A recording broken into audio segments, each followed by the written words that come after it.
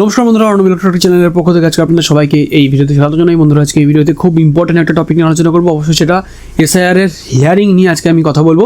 তো অনেকে আজকে ভিডিওর এই থাম্বনেলটা দেখে একটু উইয়ার্ড মনে হতে পারে যে কেন আমি এই ধরনের থাম্বনেল দিলাম। আমি বলে দিই ইনফরমেশন, আজকে আমার ওয়াইফের এই এসআইআর এর হিয়ারিং ছিল, হিয়ারিংয়ের ডেট ছিল। তো এখানে যে লোকাল ভিডিও অফিস, তো সেখানেই হিয়ারিংয়ের মানে ভেনিউ ঠিক করা হয়েছিল বা হিয়ারিংয়ের যে লোকেশন সেটাই ছিল।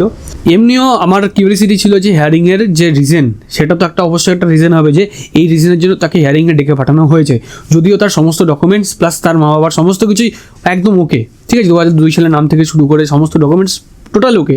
তো কেন তাকে হিয়ারিংয়ে ডাকা হলো? এইবার তার আগে বলে দিই যে যাদেরকে মেনলি হিয়ারিংয়ে ডাকছে, কাদেরকে হিয়ারিংয়ে ডাকছে। ধরুন আপনার 2002 সালে ভোটার লিস্টের নাম নেই, সেটা কোনো প্রবলেম নয়। আপনার বাবার নাম বিমল চন্দ্র দাস, সাপোজ ধরে নিন, এটা আপনার ভোটার কার্ডে আছে বিমল চন্দ্র দাস। আপনার বাবার 2002 সালে ভোটার লিস্টের নাম ছিল, সেইখানে ছিল সাপোজ, সেইখানে আপনার বাবার নাম ছিল বিমল দাস। তো এই যে বিমল চন্দ্র দাস আর বিমল দাস, এই যে মিসম্যাচ, এই জন্যই কিন্তু ম্যাক্সিমাম জায়গাতে কিন্তু এই হিয়ারিংয়ে তারা ডেকে নিচ্ছে। এইবার আমার ওয়াইফের ক্ষেত্রে যেটা হয়েছে, তার বাবার বা তার মার যাই হোক, কারোর কোনো মিডিল নেম কিছু নেই, মানে ফার্স্ট নেম সারনেম। যখন সেখানে বিএলও ছিল, ইয়ারও ছিল, তো যখন জিজ্ঞেস করা হলো যে মানে হিয়ারিংয়ের রিজনটা কি, মানে কি মিসম্যাচের জন্য বা কি প্রবলেমের জন্য তাকে হিয়ারিংয়ে ডাকা হলো, তো তাকে বলা হলো যে টেকনিক্যাল কিছু ইস্যুর জন্যে এই ধরনের কিছু মানে হিয়ারিংয়ের মানে কাগজ বা হিয়ারিংয়ের যে নোটিশ সেগুলো মানে বেরিয়ে এসছে, ঠিক আছে, তো তার জন্যই হিয়ারিংয়ে আসতে হয়েছে, এছাড়া অন্য কোনো প্রবলেম না। এইবার বিষয়টা হচ্ছে যে এই যে টেকনিক্যাল ইস্যু, এইটা যদি একটা 90 বছরের বৃদ্ধ বা বৃদ্ধার সাথে হয়, যে ঠিকমতো হাঁটতে বা চলতে পারে না, তো সে কীভাবে হিয়ারিংয়ে যাবে বা তার ক্ষেত্রে কী অ্যাকশন নেওয়া হবে, তো সেগুলো সম্পূর্ণ আলাদা বিষয়।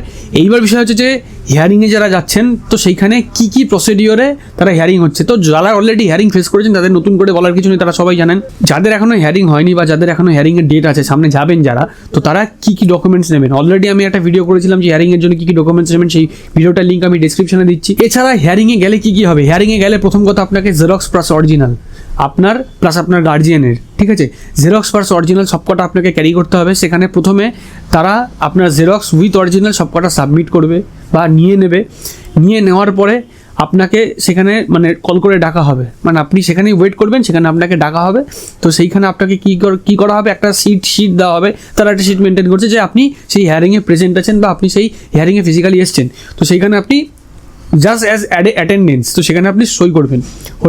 হওয়ার পরে ইয়ারও আপনার সমস্ত ডিটেলস মানে জেরক্স প্লাস আপনার অরিজিনাল সমস্ত ডিটেলস আপনাকে সেখানে মিলিয়ে পাই টু পাই দেখে নেবে যে সমস্ত কিছু ঠিকঠাক আছে কিনা, বা তাকে যে কারণে হিয়ারিংয়ের জন্য ডাকা হয়েছে সেইগুলো সেই মানে ডিটেলস বা ডকুমেন্টস দিয়ে সেটা ফুলফিল হচ্ছে কি না। তো যদি সেখানে সে মনে করে যে না জিনিসগুলো সব ওকে আছে বা কোনো ডকুমেন্টসের কোনো ইস্যু নেই, ঠিক আছে, তো তাহলে কি করবে, তাহলে তাদের অন্য একটা পার্টে তারা পাঠাবে সেই ডকুমেন্টসগুলো, মানে অরিজিনাল প্লাস জেরক্স যেগুলো আছে সেগুলো দিয়ে, প্লাস যে ক্যান্ডিডেট তাকে দিয়ে। তো সেইখানে কি হবে, সেইখানে তারা আপনার এই যে ডকুমেন্টস যেগুলো আর কি অরিজিনাল যেগুলো নিয়ে গেছেন, এগুলো সমস্ত ছবি তারা ক্লিক করবে, প্লাস আপনারও একটা ছবি সেখানে ক্লিক করা হবে, সেগুলো অনলাইনে তাদের পোর্টালে সেগুলোকে আপডেট করে তখন অরিজিনালগুলো আপনাকে তারা রিটার্ন করে দেবে। আর নোটিশটা যেটা হিয়ারিং নোটিশ, সেই নোটিশটাও আপনাকে তারা রিটার্ন করবে, ঠিক আছে। এখানে একটা অ্যাডিশনাল পয়েন্ট যেটা খুব ইম্পর্টেন্ট, যে আপনি যদি অনলাইনে এসআইআর ফর্ম ভরে থাকেন, তাহলে পরে অনলাইনে এসআইআর ফর্ম ভরার পরে যে অ্যাকনোলেজমেন্ট যে স্লিপটা বা অ্যাকনোলেজমেন্ট যেটা জেনারেট হয়েছিল, সেটা কিন্তু এখানে তারা দেখতে চাইবে বা তারা নিতে চাইবে। তো যাদের অ্যাকনোলেজমেন্ট আছে তারা অবশ্যই সেই অ্যাকনোলেজমেন্টের কিন্তু অ্যাকনোলেজমেন্ট কপির প্রিন্ট কিন্তু আপনার সাথে ক্যারি করবেন, কারণ সেইখানে গেলে পরেই হয়তো কোনো বিএলও আপনাকে জিনিসটা বলবে না, কারণ এখানে মানে যে জিনিসটা আমি বা আমার কাছে যারা আজকে প্রবলেম নিয়ে আসে, যারা ফেস করছে বা দেখেছি, এখানে ম্যাক্সিমাম বিএলওই হচ্ছে মানে অন্ধকারের তীর চালানোর মতো অবস্থা। আরও তো ঠিকমতো প্রপার কোনো ট্রেনিং নেই, সমস্ত কিছুরই ল্যাক আছে, ঠিক আছে। আপনাকে এখন হয়তো একরকম ইনফরমেশান দিচ্ছে, দুদিন পরে জিজ্ঞেস করবেন সেই ইনফরমেশান চেঞ্জ হয়ে যাবে, ঠিক আছে, মানে সেও টোটাল কনফিউজড আর তার মধ্যেও কোনো কনফিডেন্স নেই। তো এরকম কিছু মানে বিএলও রয়েছে, তো যাদের জন্যই কিন্তু আজকে সাধারণ মানুষের এরকম প্রবলেম। তো এইসব বিষয় সাইডে রেখে যদি আপনার হিয়ারিং নোটিশ যদি জেনারেট হয়ে গিয়ে থাকে বা আপনার নামে যদি হিয়ারিং নোটিশ আসে, তাহলে আপনাকে মানে মাস্ট সেইখানে আপনাকে প্রেজেন্ট থাকতে হবে, প্লাস আপনাকে হিয়ারিং ফেস করতে হবে।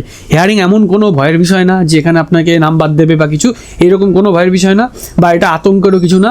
আপনি জাস্ট আপনার ডকুমেন্টগুলো নিয়ে যাবেন যেগুলো আপনার কাছে আছে।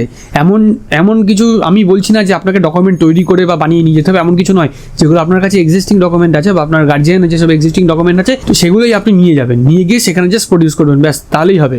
নাম বাদ দেওয়া বা ভোটার লিস্ট থেকে নাম কেটে দেওয়া এইরকম কোনো বিষয়ে আমার সেরকম চোখে পড়েনি বা এরকম কোনো ইনফরমেশন আমার কাছে নেই। সুতরাং আমি কোনো আপনাদের কোনো বাজে কোনো ইনফরমেশন দিতে চাই না। হিয়ারিংয়ে নোটিশ এসছে, তার মানে হিয়ারিং আপনাকে ফেস করতে হবে, ডকুমেন্টস নিয়ে যাবেন, হিয়ারিং হবে, চলে আসবেন, ব্যাস। এছাড়া আর কিছু নেই। তো এই ছোটো ইনফরমেশন দেওয়ার জন্যই জাস্ট আপনাদেরকে আজকে ভিডিওটা করা। তো আজকের ভিডিওটা কেমন লাগলো অবশ্যই কিন্তু কমেন্ট সেকশনে কমেন্ট করে জানাবেন। ভালো লাগলে লাইক করুন, ভিডিওটা অনেক বেশি করে শেয়ার করুন। এইরকম ভিডিও আপডেট পাওয়ার জন্য চ্যানেলটাকে যারা এখনো সাবস্ক্রাইব করেননি অবশ্যই চ্যানেলটাকে সাবস্ক্রাইব করবেন, আর অলরেডি যারা সাবস্ক্রাইব করছেন তাদেরকে অসংখ্য ধন্যবাদ। তো বন্ধুরা, ভিডিওটার সাথে শেষ পর্যন্ত থাকার জন্য সবাইকে ধন্যবাদ জানাই। ভালো থাকবেন, সুস্থ থাকবেন।